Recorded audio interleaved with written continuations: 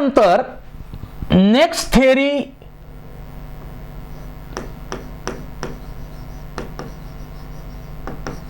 Mutation theory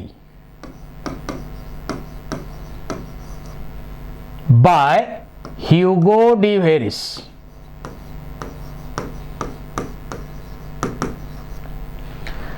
डार्विनच्या थेअरीची drawback काय?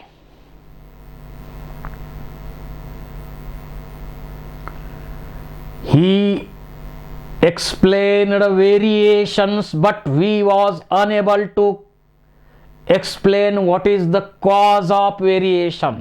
Variation नेमके कशामुळे घडतात हे डार्विन एक्सप्लेन करू शकला नाही आणि त्याचंच एक्सप्लेनेशन ओनिओथेरा लॅमार्कियाना या ऑर्गॅनिझमचा वापर करून ह्युगो डी व्हेरिसनी ते एक्सप्लेनेशन दिलं.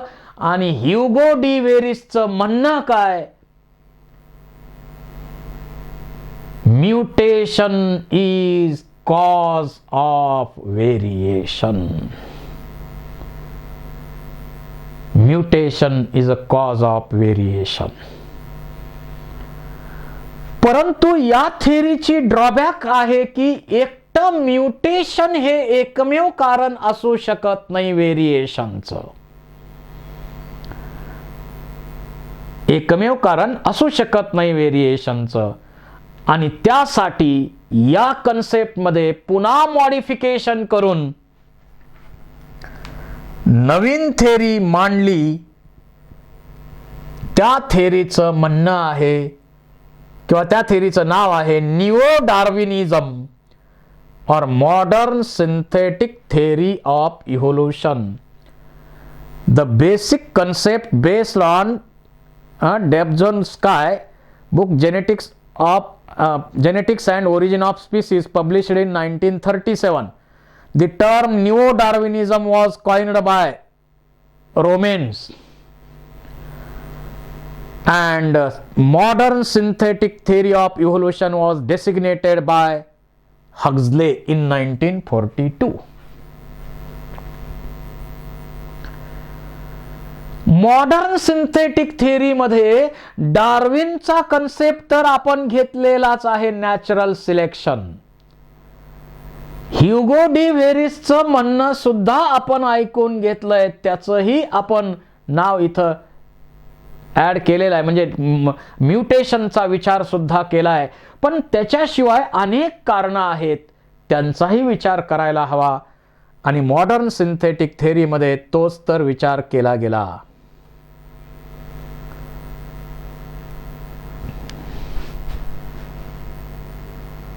मॉडर्न सिंथेटिक थेअरी मध्ये काय सांगितलं? 3 महत्वाच्या गोष्टींवर विचार केला गेला. एक, genetic variation. Second, natural selection. आणि थर्ड, जिओग्राफ किंवा आयसोलेशन म्हणू आपण. त्यातले सब टाईप जिओग्राफिकल आणि रिप्रोडक्टिव्ह वेगळे असतील, पुढे बघू आपण ते. Genetic variation.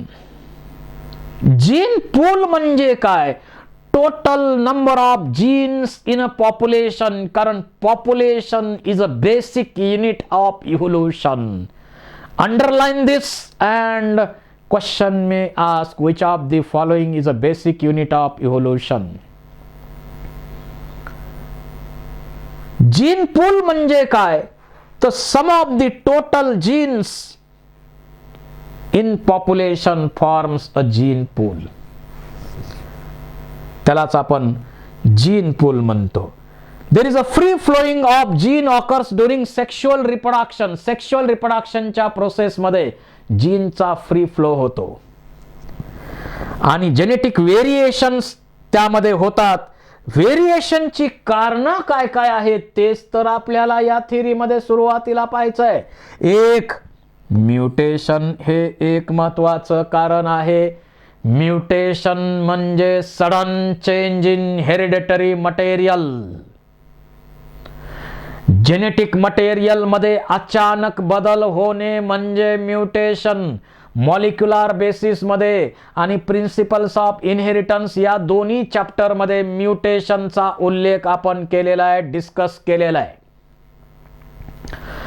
नॅचरली म्युटेशन जे होतात त्यांना हजारो वर्षांचा कालावधी लागतो, पण आपण म्युटेशन इंड्यूस करतो. रेडिएशनचा उपयोग करून, केमिकलचा उपयोग करून म्युटेशन घडवून आणू शकतो. इंड्यूस्ड म्युटेशन म्हणतो. So mutation is one of the most important cause of variation, हे आपल्याला इथं सांगायचं आहे. त्यानंतर रिकॉम्बिनेशन महत्वाचं कारण आहे. हे सुद्धा आपल्याला माहिती आहे, मेल मध्ये मेल गॅमेट बनताना मियोसिस डिव्हिजन होते. फिमेल मध्ये फिमेल गॅमेट बनताना पण मियोसिस डिव्हिजन होते आणि गॅमेट्स बनतात. आणि त्यामुळं आपण जर विचार केला तर आपण सुद्धा दोन्ही पॅरेंटचं मिक्सचर आहोत. प्रायमरी स्पर्मॅटोसाइट मध्ये मियोसिस डिव्हिजन झाली, स्पर्म्स तयार झाले. प्रायमरी ओसाइट मध्ये सुद्धा मियोसिस डिव्हिजन होऊन एक सेकंडरी ओसाइट बनलं, बाकी 3 पोलार बॉडी असतील, 2-3 पोलार बॉडी. दोन्हीकडे मियोसिस झालं म्हणजे रिकॉम्बिनेशन झालं आणि त्या दोन्ही गॅमेटचं युनियन होऊन झायगोट नावाची सेल तयार होते. म्हणजे आपण आपल्या दोन्ही पॅरेंटचं मिक्सचर आहोत, हे विसरू नका. आपल्या प्रत्येक सेलमध्ये आपले आईवडील आहेत, हे लक्षात ठेवा. कारण एका सेलमध्ये 23 क्रोमोसोमचा एक सेट मॅटर्नल म्हणजे आईकडचा आणि 23 क्रोमोसोमचा एक सेट म्हणजे वडिलांचा. दोन्ही सेट आपल्या प्रत्येक सेलमध्ये असतातच. तर रिकॉम्बिनेशन मुळे सुद्धा व्हेरिएशन होतात. त्यानंतर हायब्रिडायझेशन. तसं तर नॅचरल हायब्रिडायझेशन फार कमी प्रमाणात आहे, पण आर्टिफिशियली आपण हायब्रिडायझेशनचं टेक्निक वापरून नवीन नवीन व्हरायटीज आज मोठ्या प्रमाणावर बनवलेल्या आहेत. So hybridisation is also one of the most important cause of variation.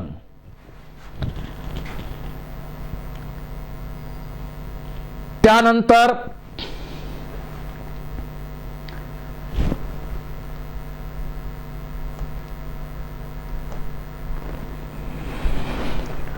Chromosomal ॲब्रिव्हिएशन. क्रोमोसोमचा एखादा तुकडा ऍड होणं, डिलीट होणं, त्यामुळे पण व्हेरिएशन होतात. आणि आणखी एक महत्वाचं कारण आहे जेनेटिक ड्रिफ्ट. या सर्व कारणांमुळे व्हेरिएशन होतात. जो ड्रॉबॅक डार्विनच्या थेरीचा आहे तो ड्रॉबॅक ओव्हरकम केला या थेरीनं. कॉजेस ऑफ व्हेरिएशन इथं सांगितले गेले. आता जेनेटिक ड्रिफ्ट ही टर्म आलेली आहे. जेनेटिक ड्रिफ्ट म्हणजे काय? एखादं स्मॉल पॉप्युलेशन असेल तर त्या ठिकाणची जीन फ्रिक्वेन्सी बदलते आणि जीनची फ्रिक्वेन्सी स्मॉल पॉप्युलेशन मध्ये बदलणे, that is a change in gene frequency in small population by chance, निश्चित नाही, by chance, that is genetic drift. Change in genetic frequency in small population by chance, it is called a genetic drift. जसं elimination, example, elimination of particular allele from population due to events like accidental death prior mating of organism, such genetic drift. म्हणजे मेटिंगच्या अगोदरच काही accidental death झाले तर त्या आलील त्या population मधून नष्ट होतात की नाही? होणार. पण कोणत्या व्हायला पाहिजेत हे निश्चित आहे का? नाही, बाय चान्स कुठल्याही होऊ शकतील. जसं भूकंप आला, महापूर आला, कोणत्या इंडिव्हिज्युअल, कोणत्या प्रकारचे इंडिव्हिज्युअल नष्ट होणार हे निश्चित आहे का? नाही, कुठलेही नष्ट होऊ शकतात बाय चान्स. आणि याचा स्टडी कुणी केला? सेवेल राईट यांनी इफेक्टचा या स्टडी केला, जेनेटिक ड्रिफ्टचा स्टडी केला. त्यामुळं सेवेल राईट इफेक्ट असंही आपण या जेनेटिक ड्रिफ्टला म्हणतो. आता जेनेटिक ड्रिफ्टचा इथं आपण जरा डिटेल स्टडी करूया.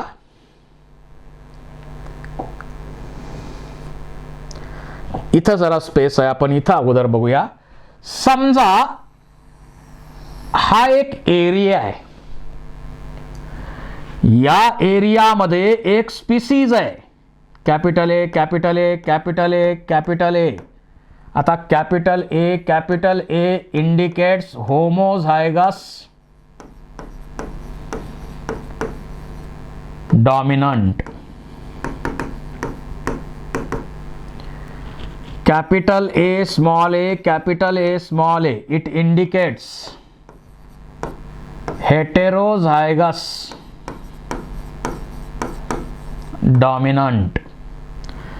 And small a small a small a small a small a indicates homozygous recessive. आता हे जे पॉप्युलेशन आहे हे लार्ज पॉप्युलेशन आहे असं गृहीत धरलं तर gene frequency remain same. Large population मध्ये रॅन्डम मेटिंग होतं, फ्री फ्लो जीनचा होतो. आणि लार्ज पॉप्युलेशन असेल तर ते स्टेबल असू शकतं जर त्याच्यामध्ये व्हेरिएशन झाले नाही तर, नॅचरल सिलेक्शन झालं नाही तर. आणि मग तशा पॉप्युलेशनची जीन फ्रिक्वेन्सी सेम राहू शकते. जसं एक्झाम्पल बघितलं, इथं किती टोटल आलेले आहेत? 1 2 3 4 5 6 7 8 9 10 11 12 12 alleles are there.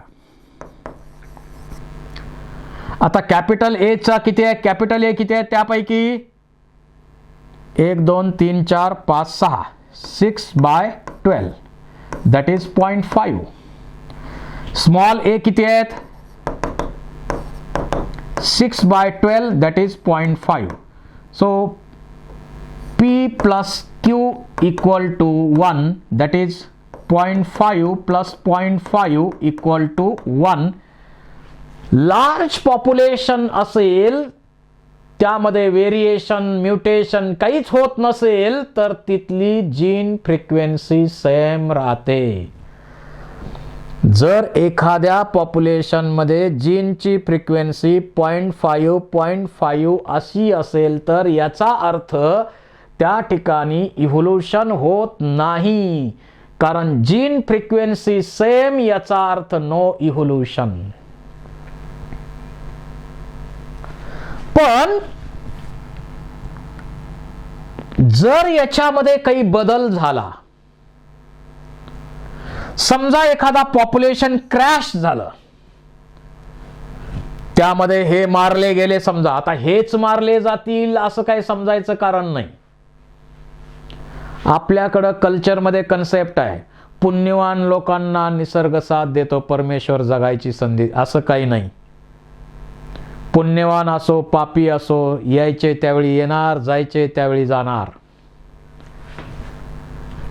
एवढे इथून नष्ट झाले, समजा भूकंप आला, महापूर आला किंवा आणखी स्टार्म वगैरे काहीतरी असा, त्यामुळं नष्ट झाले, तर काय होणार? किती राहणार? जीन फ्रिक्वेन्सी बदलणार. बघा याच्यामध्ये जीन फ्रिक्वेन्सी बदलणार. काय होतंय बघा, 1 2 3 किती राहिल्या? आले 1 2 3 4 म्हणजे 8 आलेल शिल्लक राहिल्या.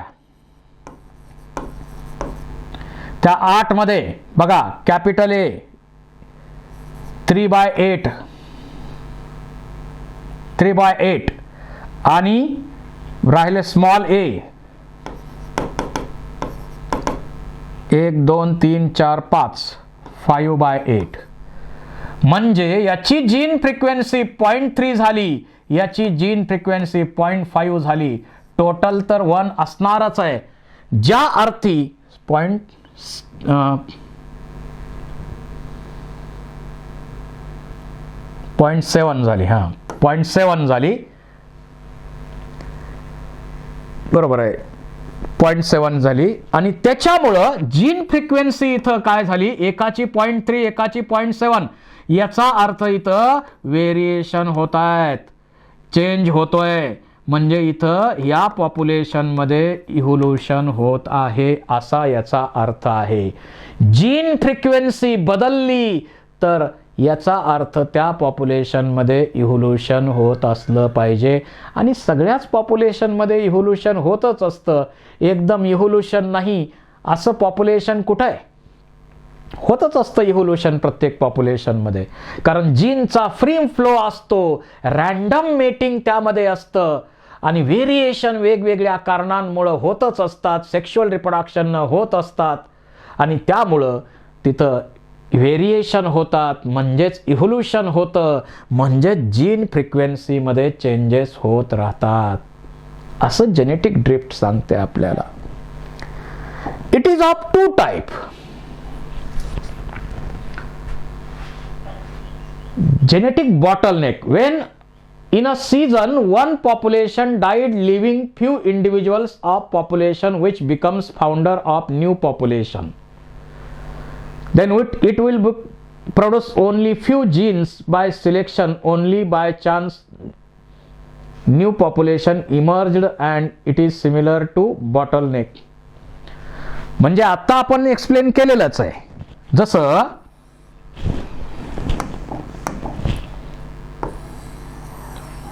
इथं पॉप्युलेशन आहे capital A capital A capital A capital A capital A small A capital A small A small A small A small A small A 12 alleles आहेत. याच्यापैकी एवढ्या पॉप्युलेशनचा क्रॅश झाला, भूकंप झाला, मेले सगळे यातले, एवढे मेले. राहिलेल्या पॉप्युलेशन मधून काही इथं समजा शिफ्ट झाले दुसरीकडं, बॉटलनेक सारखं दिसतं, इथं मायग्रेट झाले. तर काय झालं इथं, capital A capital A capital A small A small A small A small A small A एवढे इथं आलेले आहेत. आणि यांची जीन फ्रिक्वेन्सी जर बदलली, यांची जीन फ्रिक्वेन्सी बदललेली आता इथं किती आहेत आलेले, 1 2 3 4 4 2 8 आलेले आहेत. त्यापैकी 1 2 3 3/8 आणि 7/8 स्मॉल एच आहे. कॅपिटल ए स्मॉल ए. आणि त्यामुळं इथल्या पॉप्युलेशनमध्ये जीन फ्रिक्वेन्सी बदलली आणि यापासून नंतर मोठं पॉप्युलेशन पुढं बनू शकतं. म्हणजे स्मॉल पॉप्युलेशन असेल तरच जेनेटिक ड्रिफ्टमध्ये जीन फ्रिक्वेन्सीमध्ये बदल होतात, हे यातून लक्षात येतंय. बॉटलनेक फेनॉमेनॉन असं सांगतो आपल्याला. फाउंडर इफेक्ट काय म्हणतो, एखादं पॉप्युलेशन आहे समजा, जसं capital A capital A capital A capital A capital A small A capital A small A small A small A small A small A. Small A ठिकाणाहून एवढे इंडिव्हिज्युअल दुसरीकडं मायग्रेट झाले, नवीन ठिकाणी शिफ्ट झाले, तर इथं काय झालंय, capital A small A small A small A, एवढे इंडिव्हिज्युअल आले.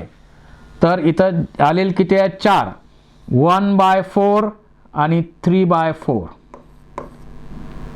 म्हणजे या ठिकाणी नवीन आलेल, आता नवीन पॉप्युलेशन याच्यापासून बनणार आणि नवीन पॉप्युलेशनचे हे फाउंडर मेंबर असणार. पण हेच इथं शिफ्ट होतील, मायग्रेट होतील असं काही सांगता येईल का, नाही. बाय चान्स समजा हे गेले, बाय चान्स हा शब्द फार महत्वाचा आहे इथं. जे काही घडणार ते बाय चान्स घडणार, निश्चित सांगता येणार नाहीये. निश्चित सांगता येणार नाहीये, बाय चान्स सगळं. तर दिस इज जेनेटिक ड्रिफ्ट. आणि मग जेनेटिक ड्रिफ्टमुळं काय होणार? जीन फ्रिक्वेन्सी बदलणार, व्हेरिएशन होणार, इव्होल्यूशन होणार.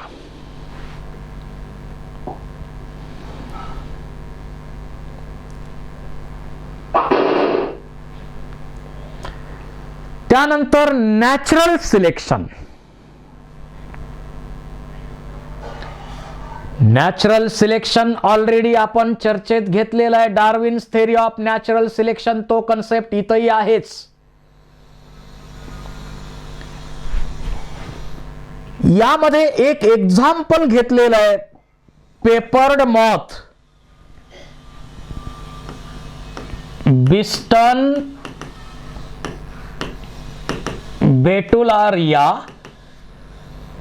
हा लाईट कलरचा मॉथ आहे, ग्रे कलरचा मॉथ आहे. आणि बिस्टन कार्बोनारिया हा डार्क कलरचा मॉथ आहे किंवा ब्लॅक कलरचा मॉथ आहे. एक लाईट कलरचा मॉथ, एक डार्क कलरचा मॉथ, असे दोन. लाईट कलरचा मॉथ, ग्रे कलरचा मॉथ म्हणजे बिस्टन बेटुलारिया, आणि डार्क कलरचा मॉथ म्हणजे बिस्टन कार्बोनारिया. असे दोन प्रकारचे मॉथ ब्रिटनच्या एरियामध्ये आढळतात. ज्यावेळी इंडस्ट्रियलायझेशन नव्हतं, बिफोर इंडस्ट्रियलायझेशन नव्हतं, त्यावेळी काय परिस्थिती होती? एन्व्हायरमेंट ग्रे कलरचं, लाईट कलरचं होतं. आणि त्यावेळी लाईट कलरचे मॉथ, त्यांचं पॉप्युलेशन जास्त आढळलं, कारण ते शत्रूला इझिली सापडू शकले नाही, कारण त्यांच्या बॉडीचा कलर एन्व्हायरमेंटच्या कलरला मॅच होत होता. They cannot be detected by their predators easily. परंतु डार्क कलरचे मॉथ मात्र इझिली शत्रूला सापडू लागले, म्हणून त्यांचं पॉप्युलेशन कमी कमी कमी कमी होऊ लागलं. यांचं पॉप्युलेशन वाढायला लागलं आणि यांचं पॉप्युलेशन कमी कमी कमी डार्क कलरचं होत गेलं. ज्यावेळी इंडस्ट्रियल एरिया नव्हता, बिफोर इंडस्ट्रियलायझेशन ही सिच्युएशन होती. परंतु नंतर आफ्टर इंडस्ट्रियलायझेशन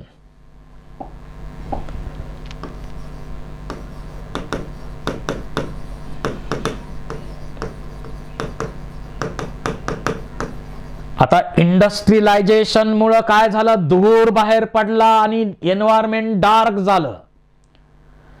मग अशा डार्क एन्व्हायरमेंट मध्ये हे दोन्ही प्रकारचे मॉथ पुन्हा लक्षात घ्या. आता एन्व्हायरमेंट डार्क आहे, डार्क कलरचे मॉथ शत्रूला सापडू शकले नाहीत, त्यामुळे यांचं पॉप्युलेशन वाढलं, बिस्टन कार्बोनारियाचं.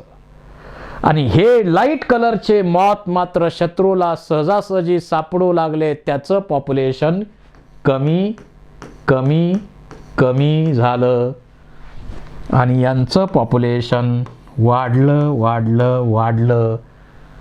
जशा प्रकारचं एन्व्हायरमेंट, त्याप्रमाणे त्यावेळी जे कोणी फेवरमध्ये असू शकतात, फेवरमध्ये अडॅप्टेशन करतात, त्याप्रमाणे ते जगतात. त्यांना नेचर जगण्याची संधी देतं. दिस इज द नॅचरल सिलेक्शन. याला आपण नॅचरल सिलेक्शन म्हणतो. हे पुढेही फिगर्स आहेत, पाहू शकता. पहा, एन्व्हायरमेंट डार्क कलरचं, त्याच्यामध्ये डार्क कलरचा मॉथ सहजासहजी सापडला नाही इंडस्ट्रियलायझेशन नंतर, त्यामुळे यांचं पॉप्युलेशन वाढलं. आणि डार्क कलरच्या एन्व्हायरमेंट मध्ये हा बिस्टन बेटुलारिया लाईट कलरचा मॉथ सहजासहजी शत्रूला सापडल्यामुळं त्याचं पॉप्युलेशन कमी झालं. म्हणजे आत्ता नेचर डार्क कलरच्या मॉथच्या फेवरमध्ये आहे, लाईट कलरच्या नाही. इंडस्ट्रियलायझेशन पूर्वी याच्या फेवरमध्ये होतं, याच्या नव्हतं.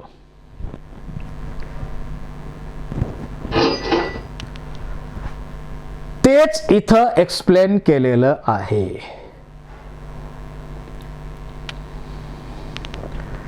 तेच या ठिकाणी एक्सप्लेन केलेलं आहे. बिस्टन बेटुलारिया, बिस्टन कार्बोनारिया,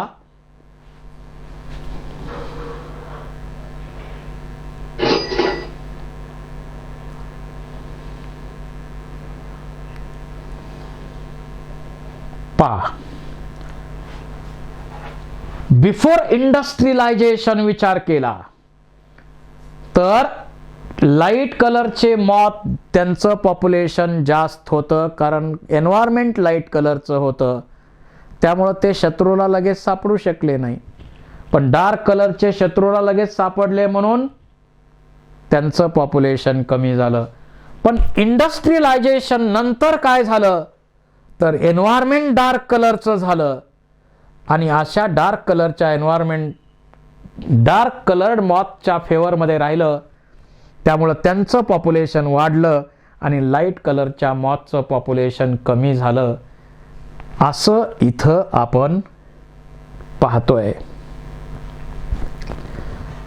त्याचाच फोटोग्राफ पहा.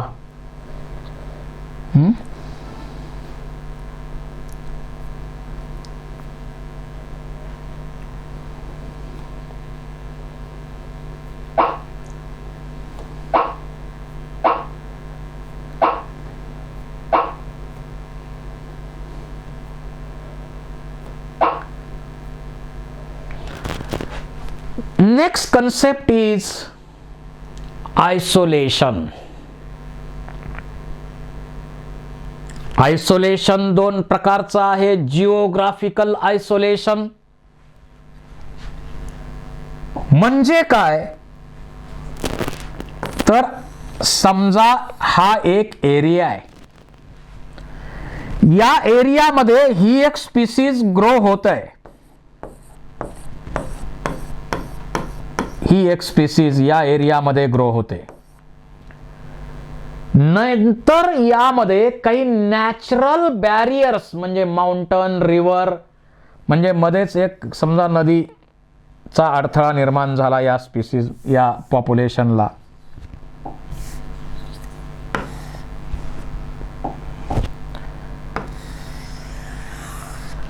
आणि एका नदीच्या अडथळ्यामुळं किंवा माउंटनच्या अडथळ्यामुळं हे पॉप्युलेशन दोन भागामध्ये डिवाइड झालं, नॅचरल बॅरियर्स क्रिएट झाले.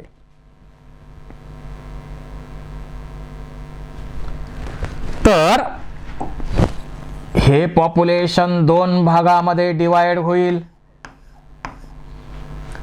नंतर हे एकत्र न फार काळ दीर्घ काळ एकत्र न आल्यामुळं यांचा जीन पूल वेगळा, यांचा जीन पूल वेगळा बनला, आणि मग नंतर हे दोन्ही जरी एकत्र आणले तरी यांच्यामध्ये ब्रीडिंग होऊ शकलं नाही. अशा प्रकारे नवीन स्पीसीज बनतात जिओग्राफिकल आयसोलेशन मुळे. जिओग्राफिकल आयसोलेशन अशा प्रकारे इव्होल्यूशन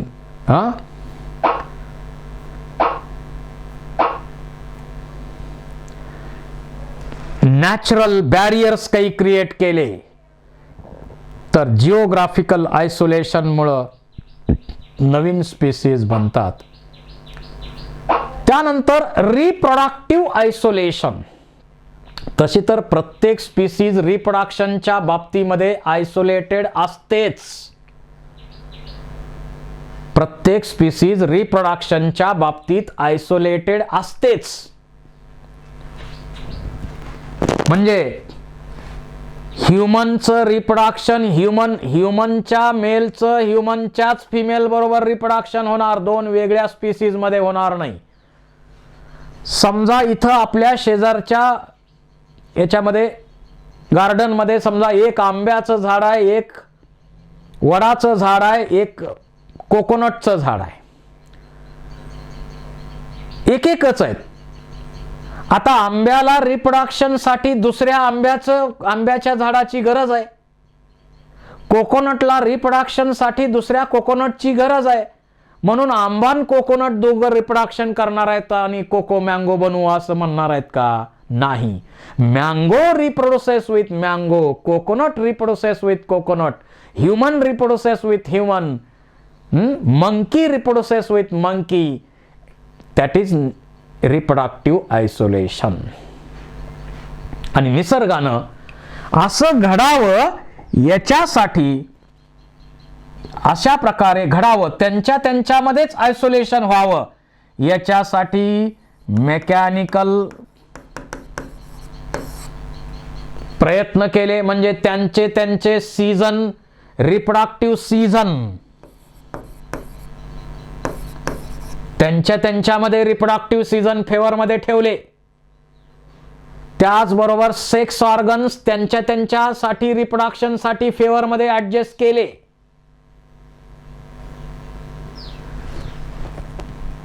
त्याचबरोबर त्यांचं बिहेवियरल पॅटर्न बदलला प्रत्येकाचा. आपल्याच पार्टनरला ब्रीडिंगसाठी अट्रॅक्ट करण्याच्या मेकॅनिझम त्यांच्यामध्ये प्रत्येकामध्ये वेगळ्या निर्माण केल्या. आणि त्याबरोबरच समजा चुकून त्यांचे गॅमेट्स एकत्र आलेच. समजा आता आपलाच ह्युमन रिप्रोडक्शनचा विचार करा. सेकंडरी oocyteच्या कॉन्टॅक्ट मध्ये ज्यावेळी स्पर्म येतो त्यावेळी oocyte काय करतं? फर्टिलायझिन सिक्रेट करतं आणि स्पर्म काय करतो? अँटी फर्टिलायझिन रिलीज करणार. लॉक अँड की थेरी सारखं. पर्टिक्युलर लॉक रिक्वायर्स पर्टिक्युलर की. ह्युमनचा स्पर्म, ह्युमनचं एग एकमेकाला ओळखतात आणि मग फर्टिलायझेशन होतं. पण जर ह्युमनचा स्पर्म आणि एग दुसऱ्या स्पीसीजचं घेतलं तर यांच्यामध्ये गॅमेट मॉर्टॅलिटी निर्माण होते. Gamete mortality. चुकून फ्युजन झालंच तर झायगोट मॉर्टॅलिटी होते.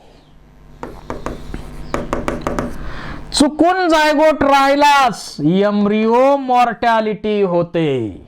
एम्ब्रियो ग्रो होऊ शकत नाही. अशा प्रकारे भरपूर लेवलला निसर्गानं एका स्पीसीजच्या 2 मेंबर्स मध्ये फर्टिलायझेशन व्हावं, ब्रीडिंग व्हावं, रिप्रोडक्टिव्ह आयसोलेशन व्हावं, यासाठी प्रयत्न केलेले आहेत. This is modern synthetic theory of evolution.